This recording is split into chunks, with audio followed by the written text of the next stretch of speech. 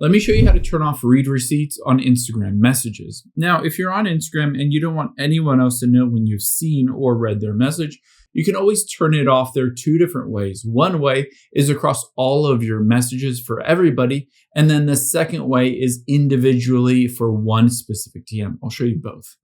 Now, if you haven't already, just head into the messages section of Instagram. So tap on messages here or at the top here, and then go into a conversation.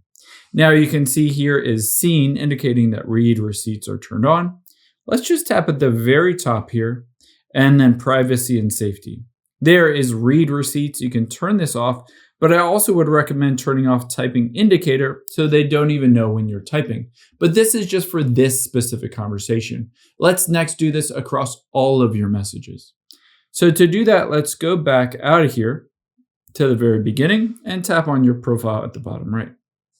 Next, let's go to your settings at the top right, tap on those three lines. And then all we need to do is go to messages and story replies. And then from here, show read receipts. You can see when I get in here, it still has this turned on. So just toggle this off and now nobody will be able to see when you've read their message. Hope this helps. If it did, hit the subscribe button down below. It really helps me out. Thanks, guys.